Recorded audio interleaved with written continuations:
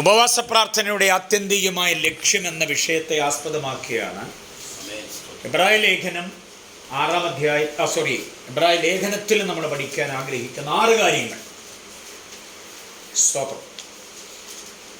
പല ചില കാരണങ്ങളാൽ വരാൻ കഴിയാതെ പോയ പ്രിയപ്പെട്ടവർക്കൂടെ കേൾക്കാൻ ഇതൊരു പ്രധാന സന്ദേശവും നമ്മൾ ക്രമീകരിച്ച ഉപവാസത്തിൻ്റെ ആരംഭ ദിനവുമായതുകൊണ്ട് ഈ ഒരു സന്ദേശം എല്ലാവർക്കും നമ്മുടെ ഗ്രൂപ്പിലേക്കും കൂടെ ഷെയർ ചെയ്യത്തക്ക നിലയിൽ അതിനെ ക്രമീകരിക്കാൻ ആഗ്രഹിച്ചുകൊണ്ട് 6 കാര്യങ്ങളെ പ്രസ്താവിക്കാൻ ആഗ്രഹിക്കുകയാണ്. ഇതാണ് നമ്മുടെ ഈ പ്രാവശ്യത്തെ യോഗങ്ങളുടെ ആത്യന്തികമായ ലക്ഷ്യം.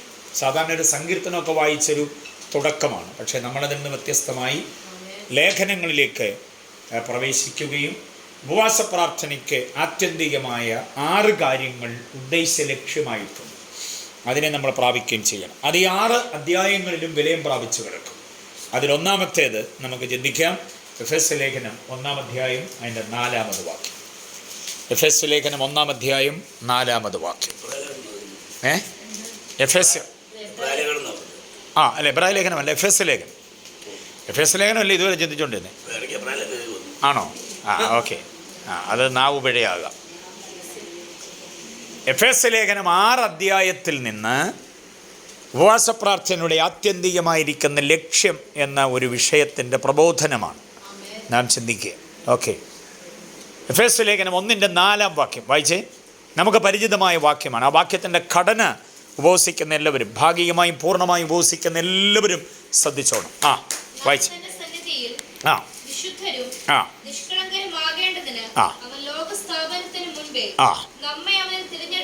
മോള് വായിച്ച വാക്യത്തിൻ്റെ ആ ഘടന മനസ്സിലായോ? ആകേണ്ടതിന്, അതിനിടയിലാണ് വര കൊടുക്കേണ്ടത്. നമ്മൾ ആയവരല്ല, പിന്നെ ആകേണ്ടതിനാണ്. ഈ 3 ദിവസവും നമ്മൾ ഉപവസിക്കുന്നത് ദൈവം ആഗ്രഹിക്കുന്ന വിശുദ്ധിയും നിഷ്കളങ്കതയും നാം പ്രാപിക്കേണ്ടതിന്. ദൈവം ആഗ്രഹിക്കുന്ന വിശുദ്ധിയിലും നിഷ്കളങ്കതയിലും നമ്മളാകണം. അതിനു വേണ്ടിയാണ് നാം ഉപവസിക്കുന്നത്. ആകേണ്ടതിന്.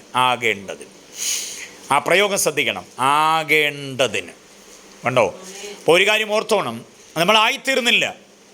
രക്ഷിക്കപ്പെട്ടത് എന്നാണെന്ന് ചോദിച്ചാൽ ഒരു പഴയ കാലം നമുക്ക് പറയാനുണ്ട്. സ്നാനപ്പെട്ടിട്ട് എത്ര വർഷമായി? അത് 1900 അന്നെന്നൊക്കെ പറഞ്ഞൊരു ഡേറ്റ് നമുക്ക് പറയാനുണ്ട്. അന്യഭാഷ പറയാൻ തുടങ്ങിയിട്ട് കാലം എത്രയായി? ഒത്തിരി പഴക്കമുള്ളൊരു തീയതി നമുക്ക് പറയാനുണ്ട്. ജനിച്ച വീടിൻ്റെയും വളർത്തി വലുതാക്കിയ മാതാപിതാക്കളുടെയും ഒക്കെ കാര്യങ്ങൾ നമുക്ക് ഊറ്റമായി പറയാനുണ്ട്. പക്ഷെ ഒരു കാര്യം ഓർത്തോണം, വിധേയത്വത്തോടെ വിനയത്തോടെ ഇതുവരെ ആകേണ്ടതുപോലെ ആയിട്ടില്ല. അതിനുവേണ്ടിയുള്ള പരിശ്രമമാണിത്. റെഡി? 1 2 3 എന്ന് പറയുന്നതിനകത്തായിത്തീരുന്നതല്ല ആത്മീയത.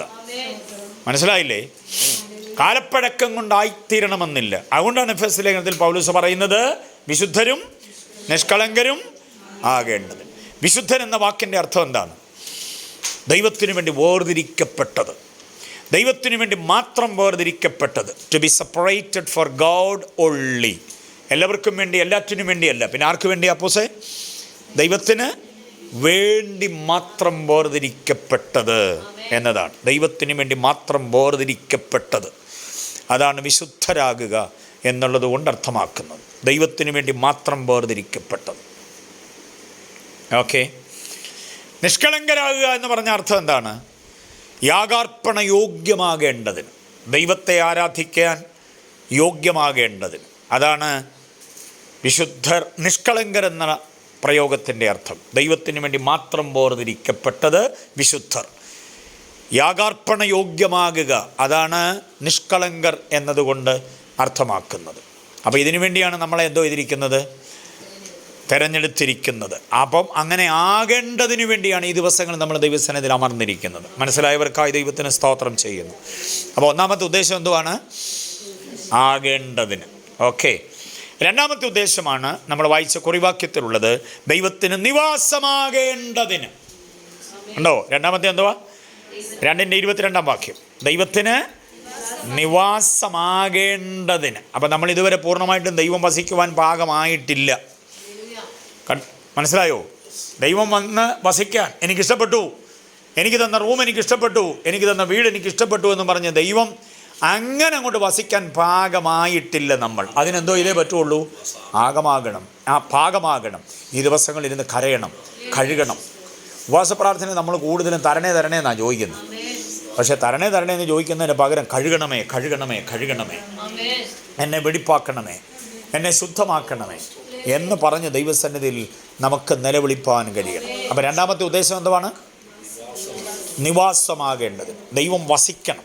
പ്രിയരെ, 2:22 കുറിവാക്യം. ആ നിവാസം എന്നുള്ളതിന് 3 അർത്ഥമുണ്ട്. അനുബന്ധങ്ങളെക്കുറിച്ചോ ദൈവത്തിൻ്റെ നിവാസം എന്നുള്ളതിന് 3 അർത്ഥമുണ്ട്. 3 അർത്ഥം. ഒന്നാമത്തെ അർത്ഥം എന്താണെന്നറിയാമോ? നമ്മുടെ ശരീരമാണ് ദൈവത്തിൻ്റെ നിവാസമാകേണ്ടത്. അപ്പോൾ ദൈവം എവിടെ വസിക്കണം? നമ്മിൽ വസിക്കണം. 2, നമ്മുടെ ഭവനമാണ്. ഭവനത്തിൽ വസിക്കണം ദൈവം. നമ്മുടെ വീട്ടിൽ ദൈവത്തെ വസിപ്പിക്കാൻ പറ്റണം. ദൈവം നമ്മുടെ ഭവനത്തിൽ വസിക്കണം. 3 എന്തോന്നറിയാമോ? ദൈവത്തിൻ്റെ ആലയം, സഭയിൽ ദൈവം വസിക്കണം. അപ്പം നിവാസം എന്നുള്ളതിന് 3 അർത്ഥമുണ്ട്. അങ്ങനെ അതിനെ വ്യാഖ്യാനിക്കണം. നിവാസം എന്നുള്ളതിന് 3 അർത്ഥമാണ്. 91 സങ്കീർത്തനം 10 വാക്യം നമുക്ക് പരിചയമാണല്ലോ. എന്താ അപ്പോസേ 91 സങ്കീർത്തനം 10 വാക്യം? അപ്പോസ് പറഞ്ഞില്ലേ? ഇപ്പോൾ ഐരൻ പറയും. 91 10 വാക്യം എന്തുവാ? ഇല്ലേ? ഇപ്പോൾ ബാംഗ്ലൂർ മഹാറാണി പറയും. പറ. 91 10 വാക്യം എന്തുവാ? ഇല്ലേ? പൊന്നൂസ് പറയും. 91 10 വാക്യം? ഒരനർത്ഥവും നിനക്ക് ഭവിക്കുകയില്ല, ഒരു ബാധയും. ആ കൂടാരത്തിന് 3 അർത്ഥമാണ്. കൂടാരം എന്നുള്ളത് ഒന്ന് നമ്മുടെ ശരീരമാണ്. കൂടാരം ശ്രദ്ധിച്ച്, കൂടാരം എന്നുള്ളത് എന്തുവാണ്? നമ്മുടെ ശരീരമാണ്. 2 എന്തുവാണ്? നമ്മുടെ ഭവനമാണ്. 3 എന്തുവാണ്? ആലയമാണ്. ഒരു ബാധയും അടുക്കയില്ല. 3 വായനയാണ് അതിനകത്തുള്ളത്. ആ പ്രയോഗങ്ങൾ നിവാസത്തിനും അത് തന്നെയാണ്, ആലയത്തിനും അങ്ങനെ തന്നെയുണ്ട്. മനസ്സിലായോ? ആലയത്തിനും അങ്ങനെ തന്നെയുണ്ട്. ആലയം, നമ്മുടെ ശരീരം ദൈവത്തിൻ്റെ ആലയമാണ്. Know you not that you are the temple of God. നിങ്ങൾ ദൈവത്തിൻ്റെ ആലയമാണ്.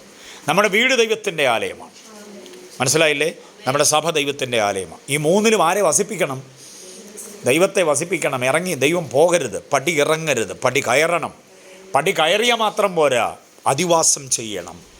മനസ്സിലായല്ലോ? അതാണ് 2-ാം അധ്യായത്തിലെ നമ്മുടെ ഉപവാസ പ്രാർത്ഥനയുടെ ഉദ്ദേശം. 1-ാം അധ്യായത്തിൽ എന്തുവായിരുന്നു? വിശുദ്ധരും നിഷ്കളങ്കരും ആകേണ്ടതിന്. 2-ാം അധ്യായത്തിലോ? അധിവാസം ആകേണ്ടതിന്. ഓക്കെ, അധിവാസമായി അരികുരയ്ക്കപ്പെടണം, ശുദ്ധീകരിക്കപ്പെടണം, തൂത്തു വൃത്തിയാക്കപ്പെടണം, ദൈവത്തെ വസിപ്പിക്കുവാൻ പാകമായ നിലയിലേക്ക് വരണം. അതാണ് 3-ാം അധ്യായത്തിൽ. എന്താണെന്നറിയാമോ? അകത്ത മനുഷ്യൻ ശക്തിയോടെ ബലപ്പെടേണ്ടതിന്. 3:16 വാക്യം. അകത്ത മനുഷ്യൻ ശക്തിയോടെ ബലപ്പെടണം. അകത്ത മനുഷ്യൻ താണ് വീണ് ഞരങ്ങി ഒതുങ്ങി ആശങ്കയിലും ഉത്കണ്ഠയിലുമായി പോകരുത്. മനസ്സിലായില്ലേ? അകത്ത മനുഷ്യൻ എന്ന് പറഞ്ഞാൽ ദ ഇന്നർ മെൻ എങ്ങനെയുള്ളവനായിരിക്കണം? കരുത്താകണം. എൻ്റെ പുറത്തെ മനുഷ്യൻ നാൾക്ക് നാൾ ക്ഷയിച്ചാലും എൻ്റെ അകത്ത മനുഷ്യൻ എന്തോ ചെയ്യുന്നു? നാൾക്ക് നാൾ പുതുക്കം പ്രാപിക്കുന്നു, പതറാതെ നിൽക്കുന്നു, ഇടറാതെ നിൽക്കുന്നു, കരുത്തോടെ നിൽക്കുന്നു. 3:16 വാക്യം മറക്കരുത്. ഉപവസിക്കുന്ന അതിനു വേണ്ടിയാണ്. അകത്ത മനുഷ്യൻ ശക്തിയോടെ ബലപ്പെടണം. തീവ്രമായി നിലകൊള്ളാൻ കഴിയണം. അയ്യോ അയ്യോ അയ്യോ എന്ന് പറഞ്ഞ് നടക്കരുത്. കരുത്തോടെ നിൽക്കാൻ പറ്റണം. ആശങ്ക ഒത്തിരി ഉണ്ട്, നടക്കത്തില്ലെന്നൊക്കെ ഉള്ളത് നമ്മുടെ വിചാരമാണ്. കർത്താവിനെ കൊണ്ട് കഴിയാത്ത കാര്യമൊന്നുമില്ല. ഉടനടി മറുപടി തരാൻ കഴിയുന്ന കർത്താവ് പ്രവർത്തിക്കും, അത്ഭുതമായിട്ട് പ്രവർത്തിക്കും. Okay, hallelujah. അപ്പോൾ അകത്ത മനുഷ്യൻ ശക്തിയോടെ എന്തോ ചെയ്യണം? ബലപ്പെടേണ്ടതിന് വേണ്ടിയാണ് നമ്മൾ ഈ ദിവസങ്ങൾ ദൈവസന്നിധിയിൽ ഇരിക്കുന്നത്. 2025 ക്ഷീണവും പ്രയാസവും തളർച്ചയും കൊണ്ട് കയറരുത് 2026ലേക്ക്. 2026ലേക്ക് കയറുമ്പോൾ അകത്ത മനുഷ്യൻ എന്തോ ചെയ്യണം? ശക്തിയോടെ ബലപ്പെടാൻ കഴിയുന്ന ഒരാർജവത്വത്തിലേക്ക് വന്നേ പറ്റുള്ളൂ. തരത്തിൽ നിന്ന് വാദിക്കുന്ന, സൗഖ്യമാക്കത്തിൽ നിന്ന് വാദിക്കുന്ന, നിന്നെ എഴുന്നേൽപ്പിക്കത്തില്ല, നീ പണി പൂർത്തിയാക്കത്തില്ല എന്നൊക്കെ കൂടെ നമ്മുടെ കാതിൽ കിന്നരിക്കുന്ന പിശാചിനോട് പറഞ്ഞ മാറി നിൽക്കുക. യേശുവിന്റെ നാമത്തിൽ എൻ്റെ കർത്താവ് എന്നെ ബലപ്പെടുത്തിയിട്ടുണ്ട്. നീ കോഴ്സ് പൂർത്തിയാക്കത്തില്ല, നിന്റെ ആലോചന നടക്കത്തില്ല, നീ അവിടെ എത്തത്തില്ല, നിന്റെ ആഗ്രഹം പൂർത്തിയാക്കത്തില്ല, ഞാൻ പിന്തുടരും, ഞാൻ പിടിക്കും, ഞാൻ കൊള്ള പങ്കിടും എന്ന് ശത്രു പറയുമ്പോൾ കർത്താവ് പറയുന്നു, ഞാൻ നിന്നെ കൈകളിൽ വഹിക്കും, ഞാൻ നിന്റെ കൂടെ ഉണ്ട്, ഞാൻ നിന്നെ കൊണ്ടത് സാധ്യമാക്കും.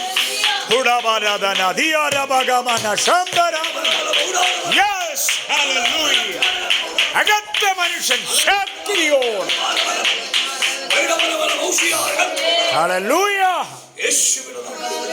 സ്തോത്രം. 4-ാം അധ്യായത്തിൽ ഉപവാസത്തിന്റെ ലക്ഷ്യം പറയുന്നുണ്ട്. 4:12 ക്രിസ്തുവിൻ്റെ പുരുഷത്വത്തിൻ്റെ പ്രായത്തിൻ്റെ അളവ് പ്രാപിക്കുവോളം. 4:12 അന്ന് വായിച്ചാൽ ആരെങ്കിലും എടുത്തെങ്കിൽ 4:12 വാക്യം നോക്കിക്കേ. പരിജ്ഞാനം തമ്മിലുള്ള ഐക്യതയും തികഞ്ഞ പുരുഷത്വവും ക്രിസ്തുവിന്റെ സമ്പൂർണ്ണതയായ പ്രായത്തിന്റെ അളവും പ്രാപിക്കുവോളം. അപ്പൊ പ്രാപിച്ചോ? നമ്മളെ കണ്ട ക്രിസ്തുവിനെ പോലെ തോന്നുന്നുണ്ടോ? പ്രാപിച്ചോ? ഇല്ലല്ലോ. വിശ്വാസത്തിൻ്റെ പൂർണ്ണതയുണ്ടോ നമ്മിൽ? ഐക്യത്തിൻ്റെ അളവുണ്ടോ നമ്മിൽ? ഇല്ല. അപ്പോൾ ഉപവാസം കൊണ്ട് സാധ്യമാകേണ്ടത് ആ പറഞ്ഞിരിക്കുന്ന വാക്യത്തിൽ കുറേ കാര്യങ്ങളുണ്ട്, അതെല്ലാം പ്രാപിക്കുവോ.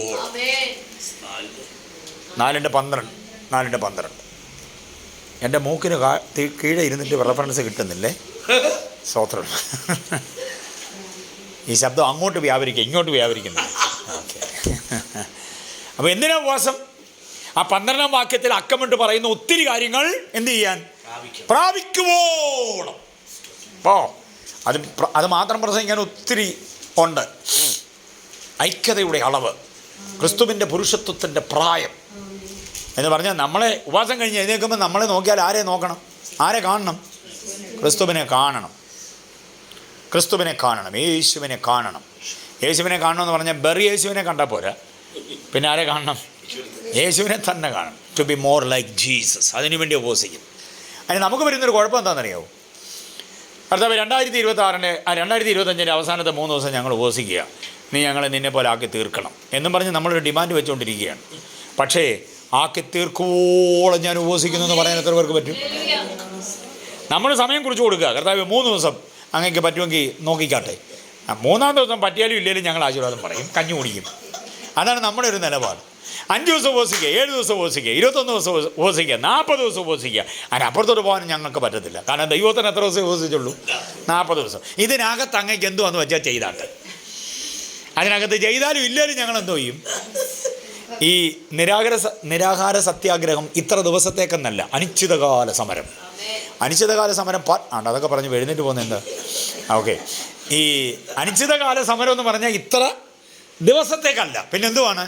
കാര്യം സാധിക്കുന്നത് വരെ, നിയമ നടപടി ഉണ്ടാകുന്നത് വരെ ഉപവസിക്കുകയാണ്. അതാണ് സത്യത്തിൽ. അങ്ങനൊരു ലെവലാണ് നമുക്ക് വേണ്ടത്. നമ്മൾ തീയതി കുറിച്ച് കൊടുക്കുക, ഇത്ര ദിവസത്തിനകത്ത് കർത്താവ് പ്രവർത്തിക്കണം. കർത്താവ് നമ്മുടെ ദാസനൊന്നും അല്ലല്ലോ. ആണോ? അല്ല. നമ്മൾ കർത്താവിൻ്റെ ദാസന്മാരാണ്. എനിക്ക് തോന്നുമ്പോൾ ഞാൻ പ്രവർത്തിക്കും, അതുവരെ നീ ഇരിക്ക് എന്ന് കർത്താവ് പറഞ്ഞു പോയാൽ അവസ്ഥ ഒന്ന് ആലോചിച്ച് നോക്കി. അപ്പോൾ ഈ 3 ദിവസം കൊണ്ട് കർത്താവ് കരുണ ചെയ്ത് എന്ത് ചെയ്യണം? നമ്മളെ തൻ്റെ പുരുഷത്വത്തിൻ്റെ പ്രായത്തിൻ്റെ അളവിലേക്ക് കൊണ്ടുവന്നേ പറ്റുള്ളൂ. അതാണ് 4:12 ഉപവാസത്തിൻ്റെ ആത്യന്തികമായ ലക്ഷ്യം. സ്തോത്രം. 5-ാമത്തേത്, ഹല്ലേലൂയ, ക്രിസ്തുവിന് വേണ്ടി മുൻനിർത്തേണ്ടതിന്. 5:26-27 ക്രിസ്തുവിന് വേണ്ടി നമ്മെ തേജസ്സോടെ മുൻനിർത്തേണ്ടതിന്. തേജസ്സിൻ്റെ പൂർത്തീകരണം വന്നോ നമുക്ക്? ഇല്ല, വന്നിട്ടില്ലല്ലോ. അപ്പം നമ്മളെ എന്തോ ചെയ്യണം? കർത്താവിന് തനിക്ക് വേണ്ടി നിർത്തുവാൻ ഒരുക്കുകയാണ് നമ്മളെ ഈ ഉപവാസത്തിൽ. നമ്മൾ ചില സാമ്പത്തിക വിഷയത്തിന് വേണ്ടി മാത്രം പ്രവർത്തിക്കാനല്ല ഉപവാസം. ഉപവാസത്തിലൂടെ നമ്മൾ പ്രാപിച്ചെടുക്കേണ്ടത് എന്തുമാണ്? കർത്താവിൻ്റെ കാന്തയായി എന്തോ ചെയ്യണം? രൂപപ്പെടേണ്ടതിന്. കർത്താവിൻ്റെ കാന്തയായി രൂപപ്പെടേണ്ടതിന്. അതാണ് മുൻനിർത്തേണ്ടതിന് എന്ന് പറഞ്ഞിരിക്കുന്നത്. മുൻനിർത്തേണ്ടതിന്. ഓക്കെ, അത് നാം പ്രത്യേകം ശ്രദ്ധിച്ചോണം. മുൻനിർത്തേണ്ടതിന്, രൂപപ്പെടേണ്ടതിന്. എത്ര വാക്യം?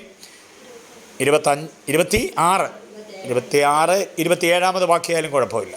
തേജസ്സോടെ മുൻനിർത്തേണ്ടതിന്. അപ്പം നമ്മളെ ഒരുക്കി നിർത്തേണ്ടതിന് വേണ്ടി. നമ്മളെ സത്യം പറഞ്ഞാൽ കുഞ്ഞുങ്ങൾക്ക് ശ്രദ്ധിച്ച്, ഉപവാസ പ്രാർത്ഥന എന്ന് പറഞ്ഞാൽ നമ്മൾ എവിടെയാണ്? മേക്കപ്പ് റൂമിലാണ്. ആരാണ് മേക്കപ്പ് മാൻ? കർത്താവാണ്. കർത്താവ് നമ്മളെ ഒരുക്കുകയാണ്. ആരായിട്ട് ഒരുക്കുകയാണ്? തനിക്കിഷ്ടമുള്ള മണവാട്ടിയായി ഒരുക്കുകയാണ്. മണവാട്ടി എങ്ങനെയെങ്കിലും ഒരുങ്ങിക്കൊണ്ട് ചെന്നാൽ ചില മണവാളന്മാരെ സമ്മതിക്കത്തില്ല. അങ്ങനെ കല്യാണം തന്നെ ആകെപ്പാടെ ആശങ്കയിലായിട്ടുണ്ട്. ചെറുപ്പക്കാരൻ അവൻ അങ്ങ് UK നിന്ന് വന്നതാണ് എന്നൊക്കെ പറഞ്ഞ് അവൻ്റെ മുമ്പിൽ പത്രാസ് കാണിക്കാൻ വേണ്ടി വലിയ കാശ് കൊടുത്ത് മേക്കപ്പ് വനിതകളെയൊക്കെ കൊണ്ടുവന്നിട്ട് തച്ചിന് കുത്തി രാവിലെ 4 മണിക്കേ പോയിരുന്ന് ഉറക്കളച്ച് പോയിരുന്ന് എല്ലാം ചെയ്തുകൊണ്ട് എല്ലാം തേച്ച് പിടിപ്പിച്ചുകൊണ്ട് വന്നു. ചെറുക്കൻ കാറിൽ നിന്ന് ഇറങ്ങുന്ന പെണ്ണിനെ കണ്ടിട്ട്, ഈ പെണ്ണിനെ അല്ലല്ലോ ഞാൻ അവിടെ ചെന്ന് കണ്ടത്. പറഞ്ഞാൽ അതെ, ഈ പെണ്ണിനെ തന്നെ. ഈ കോലമായിരുന്നില്ല. അല്ല, അന്ന് വീട്ടിൽ വന്നപ്പോൾ അങ്ങനെ. ഇപ്പോൾ കല്യാണത്തിന് വേണ്ടി ഇങ്ങനൊന്നും ഒരുങ്ങിയ പെണ്ണിനെ എനിക്ക് കെട്ടാൻ പറ്റത്തില്ലെന്ന് പറഞ്ഞു. ഇതെല്ലാം അഴിച്ച് കളഞ്ഞിട്ട് സാധാരണക്കാരിയായിട്ട് വന്നാൽ ഞാൻ കെട്ടാമെന്ന് പറഞ്ഞു. അപ്പോൾ എല്ലാവരും നോക്കിയപ്പോൾ ഉണ്ട്, അവനൊരു മുണ്ടും ഒരു വെള്ള ഉടുപ്പോ ഇട്ടിട്ടുള്ളൂ, വേറെ മേക്കപ്പ് ഒന്നുമില്ല. അപ്പോൾ എനിക്കിതുപോലെ സാധാരണയായിട്ടുള്ള ജീവിതം മതി, അല്ലാതെ ഈ വെച്ച് കെട്ടും ഒന്നും എനിക്ക് വേണ്ടെന്ന് പറഞ്ഞു. ഇത്രയും മുടി ഞാൻ വന്നപ്പോൾ ഇല്ലായിരുന്നല്ലോ. വലിയ ഫുട്ബോൾ മറഡോണ അല്ലല്ലോ. തൊഴിക്കുന്ന പന്ത് പോലെ കെട്ടിവെച്ചിരിക്കുക പുറയിൽ. ഇതൊന്നും വേണ്ട, എനിക്കിതൊന്നും വേണ്ടെന്ന് പറഞ്ഞു. പിന്നെ കൊണ്ടുപോയി 1 മണിക്കൂർ പണി കഴിഞ്ഞ് തേച്ചും എനിക്ക് കഴുകിയെടുത്തുകൊണ്ട് വന്നിട്ടാണ് അവൻ കല്യാണത്തിന് കൂടിയത്. മനസ്സിലായില്ലേ?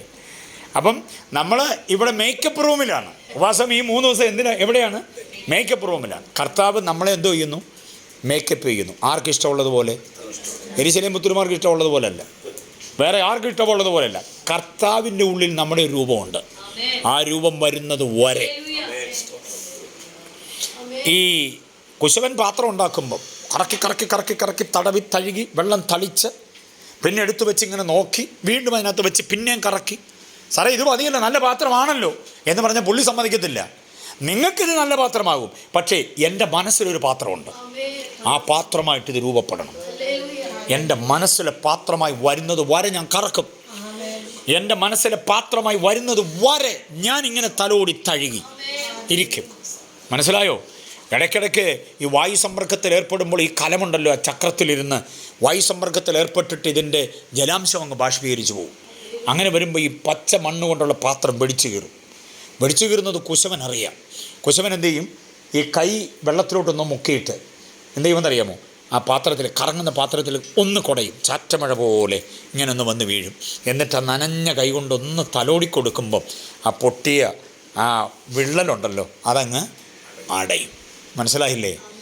നമ്മുടെ ജീവിതത്തിലും അതുപോലെ പൊട്ടിത്തകർന്ന് തരിപ്പണമായി പോയി ഇനി ഇല്ലെന്ന് നമ്മൾ തോന്നുന്ന സന്ദർഭങ്ങളിൽ ചില തടവുകളുണ്ട്, ചില തലോടലുകളുണ്ട്, ചില തഴുകലുകളുണ്ട്.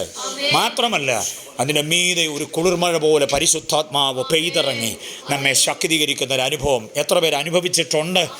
വീണുടഞ്ഞു പോയി എന്നാ തോന്നിയത്, പക്ഷേ കർത്താവിൻ്റെ കരം നമ്മളെ താങ്ങുന്നു. അങ്ങനെയാണെങ്കിൽ നമ്മളെ എന്തോ ചെയ്തുകൊണ്ടിരിക്കുകയാണ്? ഒരുക്കി മേക്കപ്പ് ചെയ്തുകൊണ്ടിരിക്കുന്ന ദിവസങ്ങളാണിത്. അതുകൊണ്ട് ഉപേക്ഷയായി വിചാരിക്കരുത്. 6-ാം അധ്യായത്തിലേക്ക് വരണം. എന്തിനാണ് ഉപവാസ പ്രാർത്ഥന? 6-ാം അധ്യായത്തിൽ പറയുന്നത് അതിൻ്റെ 13-ാം വാക്യമാണ്. നാം ഉറച്ചു നിൽക്കാൻ കഴിയേണ്ടതിന്. 6:13 ഇവിടെ എല്ലാം കഴിയേണ്ടതിന് എന്നാ പറഞ്ഞിരിക്കുന്നത്. 6:13 വാക്യം നോക്കിക്കേ, വായിച്ച മോളെ.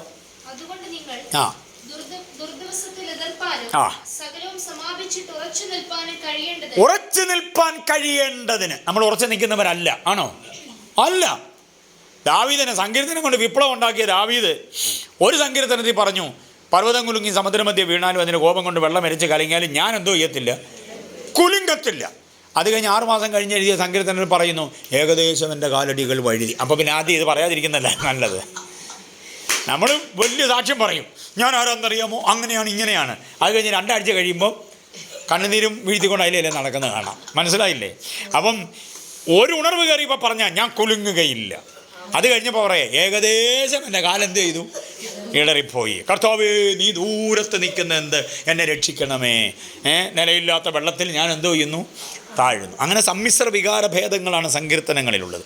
അതുകൊണ്ട് ഇവിടെ പറയുന്നത് ഈ 3 ദിവസത്തെ ഉപവാസ പ്രാർത്ഥനയുടെ ആത്യന്തിക ലക്ഷ്യം ഇതാണ്: ഉറച്ചു നിൽക്കാൻ. ഏത് സാമ്പത്തിക പ്രതിസന്ധിയിലും, ഏത് വെല്ലുവിളിയുടെ മുമ്പിലും, ഏത് ആക്ഷേപത്തിന് മുമ്പിലും, ഏത് അപവാദങ്ങളുടെ മുമ്പിലും എന്തോ ചെയ്യണം? ഉറച്ചു നിൽക്കാൻ കഴിയേണ്ടതിന്. ഈ 6 കാര്യങ്ങളാണ് നമ്മുടെ പ്രാർത്ഥനയുടെ ഉദ്ദേശം. കണ്ണുകളെ അടയ്ക്കാം. ഈ ഉദ്ദേശങ്ങളെ സാധ്യമാക്കാൻ കർത്താവേ കൃപ ചെയ്യണമേ എന്നേൽപ്പിച്ചു കൊടുത്ത് കർത്താവിൻ്റെ കരങ്ങളിലേക്ക് നമ്മെ സമ്പൂർണ്ണമായി സമർപ്പിച്ചു കൊടുക്കാം.